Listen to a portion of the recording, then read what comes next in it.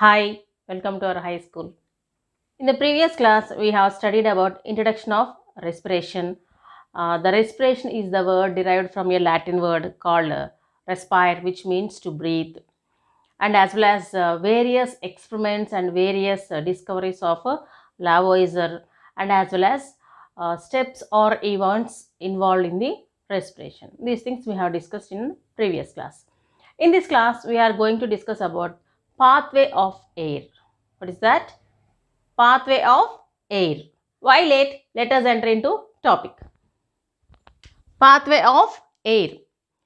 So the pathway in the sense the traveling area, what travels the air, how it travels, where it travels, how it will be utilized.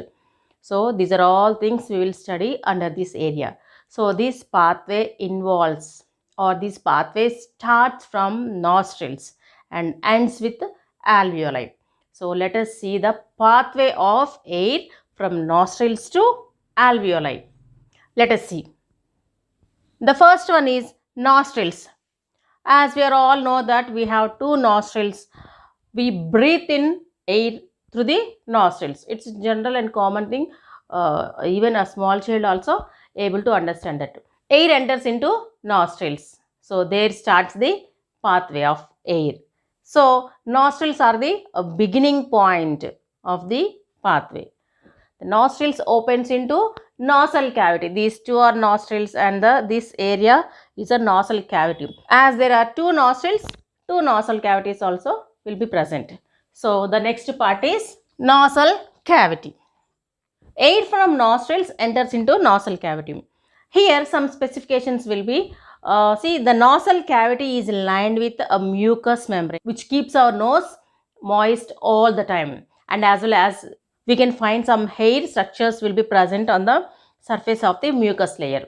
Whenever air enters into nasal cavity through nostrils, whatever the dust present in the air will be stick over to the mucous membrane of the nasal cavity, and as well as these fine hair structures will stops the dust particles there, so that air is filtered here.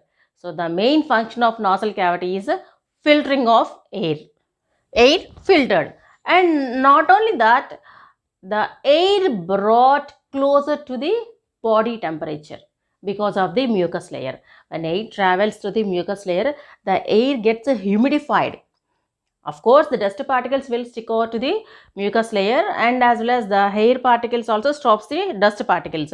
And other than that, air gets humidified there. It brought closer to the body temperature. Whenever the air is traveling into that deeper areas of our body, it should brought back to the normal body temperature.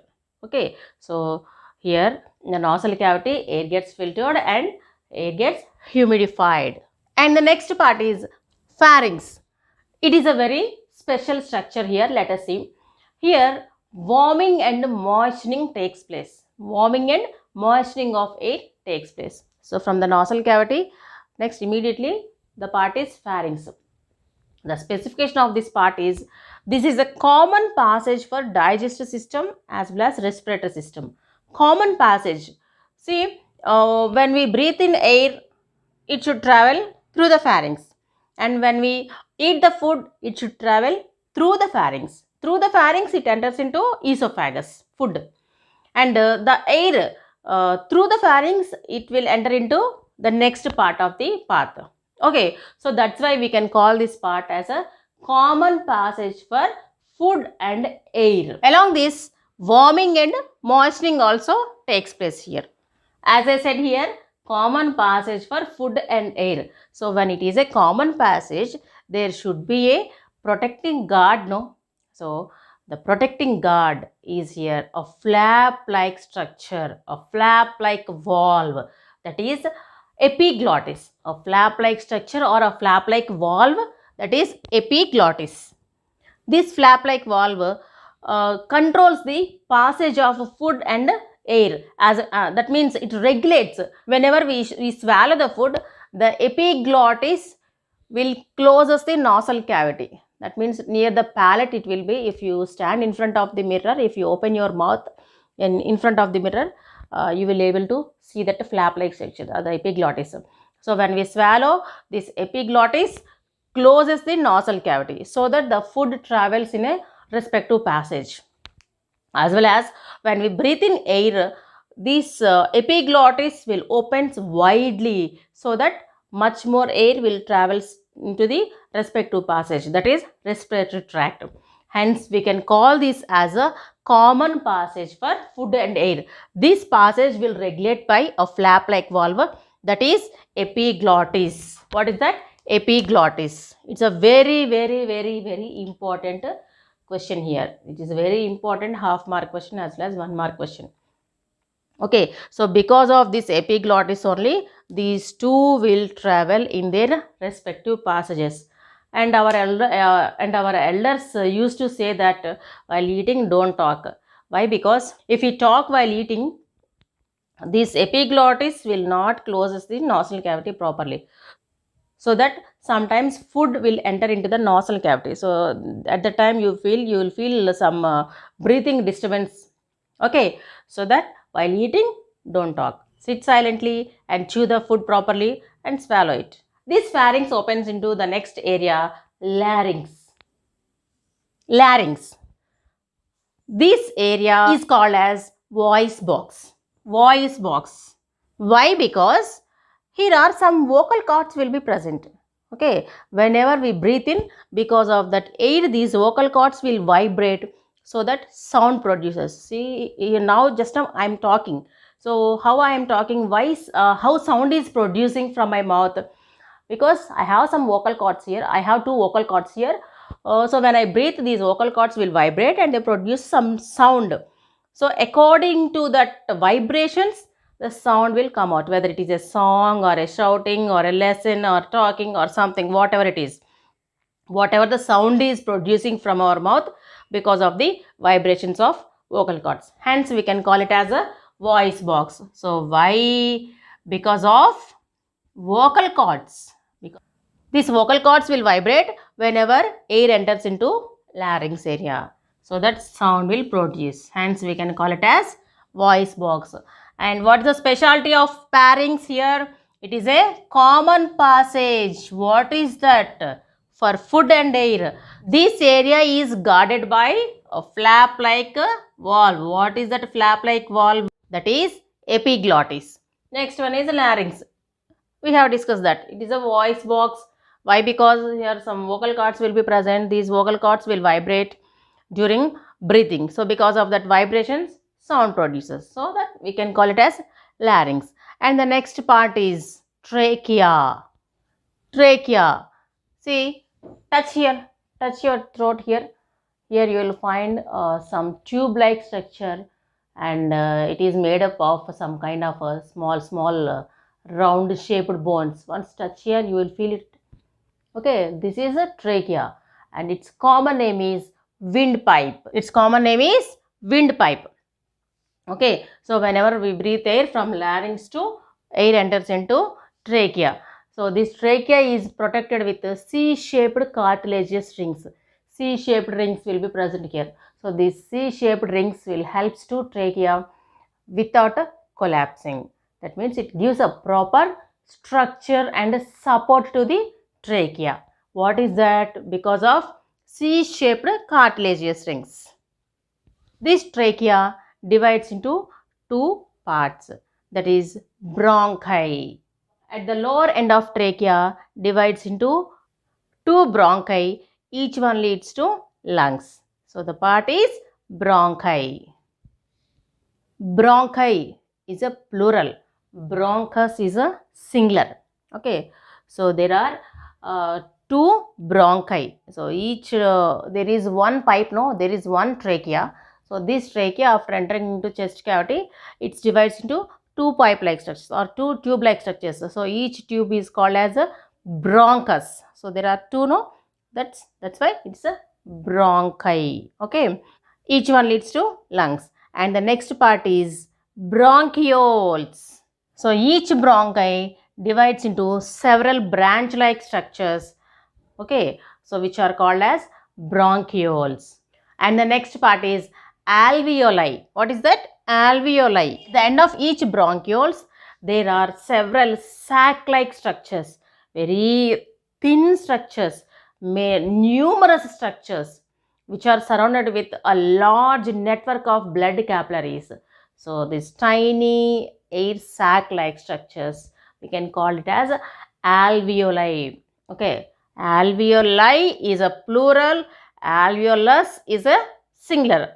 Do remember. Okay, bronchi is a plural, bronchus is a singular. Okay, so there are several millions of alveoli. A sac-like structures called alveoli is present in the lungs. These alveoli surrounded with a large network of blood capillaries. So from here onwards, there will be exchange of gases takes place. So from the nostrils to alveoli.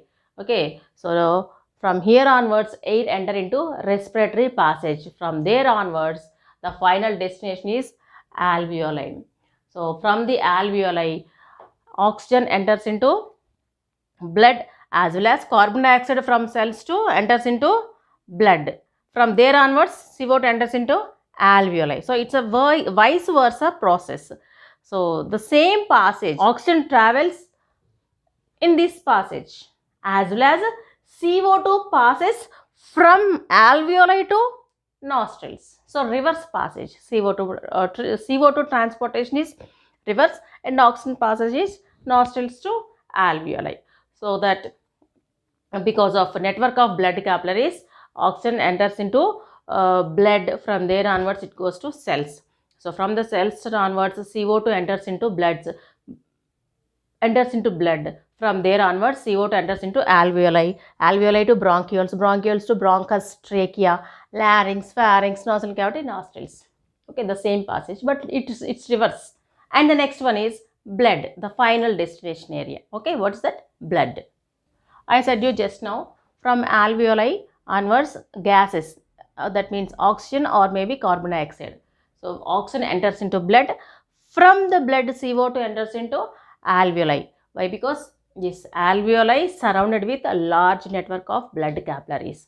So that here onwards, oxygen dispersed to each and every cell of the body, as well as from each and every cell of the body, CO2 enters into blood, from blood to alveoli. Okay, so there is a perfect exchange of gases takes place, especially in this area. What is that area?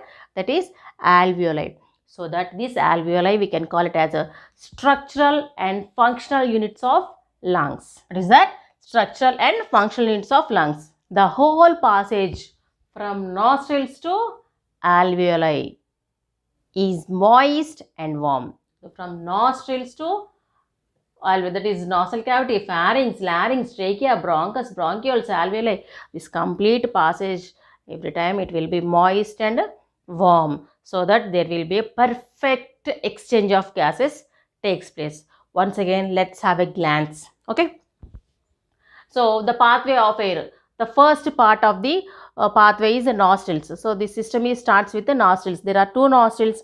From the nostrils, air enters into nasal cavity. Nasal cavity is lined with the mucous membrane and has a fine hair structures. These two together filter the air, and as well as if any dust particles are there, they will stuck onto the mucous membrane, and as well as it brings the air very closer to the body temperature. And the next part is pharynx. It is a common passage for food and air. So that this common passage is guarded by epiglottis. It's a flap like valve, and as well as warming and moistening of air takes place in the pharynx. So the common pharynx specialty is it's a common passage for food and air. And the next one is a larynx. So inside the larynx, two vocal cords will be there. So when we inhale the air, because of that air, these vocal cords will vibrate. Because of the vibrations, sound produced. Hence we can call it as a voice box. See, very, very important. Common passage for food and air is pharynx. Voice box is larynx. And trachea, it's a windpipe. So windpipe, the common name of trachea is windpipe. So it's a tube-like structures which is protected with a C-shaped cartilaginous rings without collapsing. And the next one is a trachea. this trachea divides into two bronchi, each bronchi leading to each lung. Next, this bronchi divides into several branches like structures, minute branches like structures, that is bronchioles. So at the end of bronchioles, there are several numerous minute sac-like structures will be present. Those are alveoli, which is surrounded with large network of blood capillaries. So here gases exchange takes place, that is oxygen and CO2. And finally the gas enters into blood. So oxygen enters into blood, and as well as the CO2 from the blood enters into alveoli. So the CO2 also will travel from the same passage but reverse. Okay, so this is the pathway of respiration. The linings of lungs are much folded so that their surface area is enormous. If all alveoli of lungs are spread out, they will cover the surface area of 160 meter square. It is equivalent to one tennis court. You know that? So, how much surface area? It is about 160 meter square area. So, if all the alveoli of our lungs, okay, we spread out on the surface area, it covers 160 meter square, which is equivalent to one tennis court. So that much of capacity is there for lungs. So that's all for today. Again we will meet with another interesting topic. Until that, bye.